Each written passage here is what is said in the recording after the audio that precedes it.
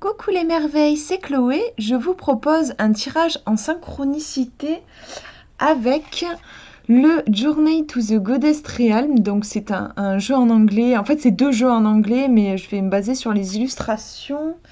Et celui-ci, en fait, je trouve que, on le voit même sur les boîtes, il y a quelque chose d'un peu similaire. Ici, on est sur un univers de sorcières et ici de déesses, mais voilà, on a un côté assez femme puissante, femme forte dans les deux oracles. Donc je me disais qu'ils pouvaient sûrement bien fonctionner ensemble. Donc ça m'a donné l'idée de tourner cette vidéo. Donc vous pouvez leur poser n'importe quelle question, elles répondront à tout, il n'y a pas de souci. Simplement voilà, vous avez juste besoin de vous concentrer sur votre question et je vais vous montrer les tirages. Du coup, je vais vous laisser faire votre choix de façon intuitive. Voilà, les trois tirages, je vous laisse faire votre choix. Le premier est ici, le deuxième tirage est au milieu et le troisième est là. Voilà, donc vous pouvez faire une pause si ça vous aide et on va regarder ensemble les cartes. Alors, premier tirage, première carte. Tiens, c'est drôle parce que je la connais pas, celle-ci. Alors, attendez, parce que voilà, je vais essayer d'avoir peut-être une image un petit peu mieux. Bon, je peux pas avoir mieux que ça. Il y a un petit reflet. On a une... Je la trouve très jolie, je la connais pas, mais voilà. Je suis triste de ne pas l'avoir tirée plus tôt parce elle est magnifique, je trouve. On a une ambiance très douce, on a quelque chose de magique et de doux. On dirait que c'est la pleine lune. On a... Alors, qu'est-ce que c'est? Ouais, c'est des chats. Sur le coup, je croyais que c'était des loups. Mais non, c'est des esprits de chats qui sont comme s'ils partaient de sous terre et ils vont s'élever et partir dans le ciel, peut-être grâce à la musique qui est en train de faire cette sorcière-là, elle est en train de jouer de la musique. Oui, c'est des chats parce qu'on est sur l'univers des sorcières, donc les sorcières sont souvent accompagnées des chats. On nous parle de libérer ici au niveau du mot-clé. C'est la nuit, elle a une petite lanterne, donc il y a le côté éclairer, savoir éclairer les choses dans l'obscurité. On peut avoir par rapport à votre question un aspect deuil assez important, puisque l'on voit ce sont des esprits d'animaux. Il faut accepter de les laisser partir pour qu'ils puissent rejoindre la lumière. On a un côté un peu cycle, voilà, l'âme qui s'est désincarnée avec la mort, donc qui s'en va et qui va se réincarner à nouveau. On a le mouvement en fait qui est très présent dans la carte et c'est intéressant, je trouve, que ce soit la musique qui instaure ce mouvement. La musique, il y a un côté artistique mais aussi invisible. On ne peut pas la voir, la musique, mais on l'entend. Donc par rapport à votre question, il y a aussi l'importance des choses cachées, des choses invisibles, de l'intuition. De tout ce qui est un peu mystique. En fait, on a quelque chose d'assez mystique ici. Donc moi, j'ai envie de dire, laissez partir ce qui ne vous convient plus par rapport à votre question, ne vous accrochez pas. Faites confiance à la musique de votre âme, à votre intuition. Gardez confiance aussi dans les choses invisibles, c'est-à-dire que des fois les choses au niveau des apparences, elles ont l'air très compliquées. Mais en fait, sous la surface, il y a des choses qui sont belles, qui sont en train de travailler et de germer. On peut aussi vous demander de faire attention à ça. Et puis, il y a un côté... je suis en train de décaler les cartes parce que mon chien se couche juste à côté. Ouais, libérez quoi. Si vous sentez par rapport à votre question que vous vous accrochez, par exemple si votre question concerne un désir, on vous demande en fait... Paradoxalement, peut-être que vous avez besoin de le lâcher pour pouvoir le réaliser. Des fois, on est tellement accroché à nos désirs qu'en fait, on empêche l'énergie de circuler et du coup, on bloque la réalisation de nos désirs. Voilà pour cette première carte. Je vous montre la deuxième maintenant. Ah, c'est très drôle parce que... Alors, j'allais dire parce qu'elle a une flûte aussi, mais en fait, non, c'est un calumet de la paix, mais... Franchement, c'est marrant. Ça renvoie... Enfin, moi, ça me renvoie tout de suite à la flûte. Ce petit objet long en bois. En fait, on retrouve le côté nuit, le côté posé, tranquille. Elle est assise sur sa petite nappe, en train de fumer son calumet. Et on retrouve ici la fumée qui est en train d'écrire d'ailleurs Love dans le ciel. Ça me renvoie en fait ici à la sorcière qui joue de la flûte, et vous voyez les animaux qui s'envolent dans le ciel. Ben là, on a le calumet de la paix qui est en train de faire de la fumée qui est, en fait, on dirait des arcs-en-ciel un peu, qui monte dans le ciel. Il y a quelque chose qui a envie de se libérer, qui a besoin de prendre un petit peu d'expansion. On nous parle ici d'unité, donc on a ce côté être en harmonie avec la nature, avec tout ce qu'il y a à l'extérieur de nous et aussi ce qu'il y a en nous. On retrouve le feu qui éclaire dans la nuit, hein, donc c'est drôle, on retrouve les mêmes symboles.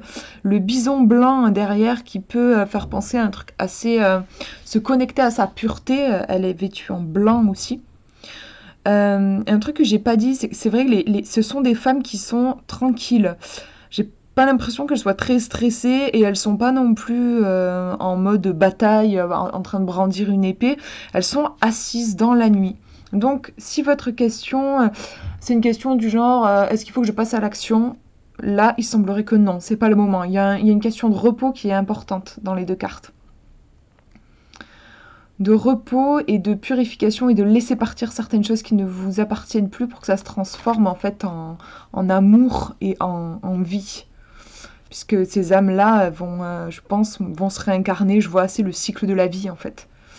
Voilà pour ce tirage. Je vous montre le deuxième maintenant. Première carte. Hop. On a une enfant, on dirait qu'elle est de type un peu amérindien, et elle est en train de nourrir un sanglier avec, on dirait que c'est sa récolte de maïs. Elle est en pleine campagne. C'est intéressant parce que j'ai pas l'impression qu'elle soit en train de se faire piquer sa récolte. J'ai l'impression que clairement elle est en train de donner à manger au sanglier. Et je sais pas, en même temps, moi j'avais tendance à penser qu'elle a fait cette récolte pour elle. Et en même temps, c'est comme si elle avait conscience qu'il faut qu'elle nourrisse en fait ce sanglier. Si elle ne le nourrit pas, en fait, il va saccager ses plantations. Et au final, elle n'aura absolument rien pour se nourrir, elle et sa famille. Je trouve qu'il y a un côté, on parle de nature de la bête, je trouve qu'il y a un côté peut-être anticipé. Là, peut-être qu'elle anticipe et qu'elle se dit, si je ne prends pas soin de ce sanglier, en fait, il pourrait ne plus être mon ami, ne plus être très docile et saccager les choses. Donc, elle accepte, j'allais dire, de se sacrifier. C'est peut-être pas le mot, mais enfin, en tout cas, de récolter. Elle accepte de perdre, en fait, là, ses récoltes pendant un instant, parce qu'elle sait que par la suite, ça va la servir, elle va récolter davantage en fait. Je trouve qu'il y a ce côté peut-être faire avec des fois des forces qui sont peut-être pas forcément agréables. Sanglier, c'est extrêmement puissant. Parfois on a des forces en nous qui sont aussi extrêmement puissantes, et en fait si on lutte contre, ou si on ne les prend pas en considération en se disant de toute façon si je leur tourne le dos elles vont finir par disparaître, c'est absolument pas ce qui se passe. Au contraire, elles deviennent encore plus enragées, et là pour le coup on perd tout contrôle, et on peut en faire les frais. Donc je trouve que c'est une carte, il me semble, on va regarder la deuxième, mais qui nous parle de au contraire, prendre en considération nos besoins, les parts un peu sombres, difficiles qu'on a tendance à rejeter, au contraire, venir en prendre soin, euh, parce que sinon, elle risque de crier encore plus fort, au final, voilà, ce sera bon pour personne, autant pour la bête que pour la personne. Vous qui vous retrouvez au milieu du chemin de cette bestiole, quoi. Vous voyez un petit peu l'idée. Donc je pense que par rapport à votre question, il y a un premier pas à faire, en fait. Un premier pas à faire vers une ombre, une peur, une émotion, un truc, en fait, difficile. Je pense qu'il faut aller le rencontrer plutôt que de le fuir. On va regarder la deuxième carte pour avoir plus d'informations. C'est très intéressant parce que on a une déesse qui est en train de, on dirait un peu, il y a un côté irlandais. Elle est en train de faire genre stop avec son bras, et on nous parle de poser ses limites. Alors justement, c'est pile poil dans le thème le thème de la première carte. C'est-à-dire qu'on a un sanglier et c'est vrai aussi que si on lui pose pas les limites, il pourrait tout manger. Donc du coup là, je vais revoir mon interprétation de la première carte parce que voilà, j'ai la deuxième. Comment est-ce qu'elle colore le truc? Moi, je disais, le sanglier, si on prend pas en compte ses besoins, il va devenir encore plus féroce. Et en même temps, la deuxième carte vient préciser le truc en disant, c'est pas parce que vous nourrissez les besoins de ce sanglier qu'il faut que vous vous laissiez bouffer toute votre récolte aussi. En fait, je crois que par rapport à votre question, il y a un équilibre à trouver, en fait, entre savoir poser vos limites, c'est-à-dire ne pas vous laisser envahir par rapport à quelque chose. Si votre question concerne une relation, voilà, c'est assez clair. Sinon, ça peut être les attentes des autres, ça peut être une part de vous aussi euh, qui se montre un petit peu envahissante. Ça peut être un passé qui remonte, quelque chose en fait que vous ne voulez pas, et du coup on vous dit de ne pas vous laisser bouffer. C'est clairement ça en fait. Ne pas vous laisser bouffer, de savoir dire stop. Et en même temps, moi je vois quand même avec cette histoire de sanglier, en fait il y a l'idée de ne pas en être esclave, mais de ne pas non plus devenir son ennemi. Pour moi, c'est jamais bon d'être l'ennemi de qui que ce soit être un ennemi par rapport à nous-mêmes, par rapport à des parts qu'on n'aime pas, ou un ennemi par rapport à quelqu'un d'extérieur. Donc je pense que on vous demande... En fait, il y a une force ici qui est incarnée par le sanglier, ici par une personne qu'on ne voit pas qui est hors cadre, mais qu'elle est en train de dire stop. Il y a une force qui est assez impressionnante, quelque chose de costaud, quoi. Et il s'agit de faire avec ça, en trouvant l'équilibre entre à la fois lui dire stop et en même temps ne pas montrer d'agressivité. En fait, elle n'est pas agressive.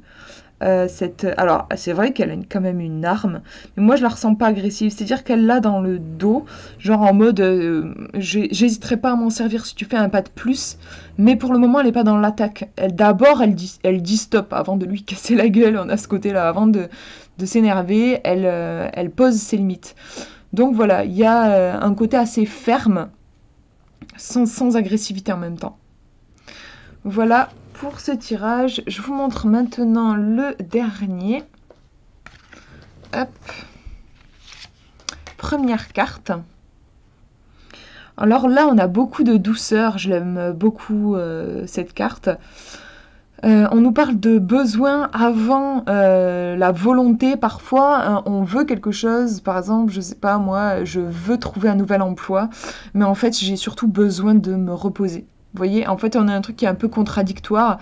Là, ça va être compliqué parce que notre mental, notre ego dit je veux ça, et en même temps, nos besoins sont plus forts et du coup, on va être frustré des deux côtés parce d'un côté, on ne va pas avoir, par exemple, notre nouvel emploi, on va pas y arriver et en même temps, on va pas non plus s'occuper de nos besoins. Donc, en fait, il n'y a rien qui va, aucune des parts n'est nourrie.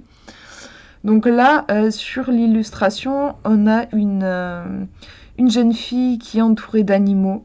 Elle est contre... Alors j'ai l'impression que c'est une pierre.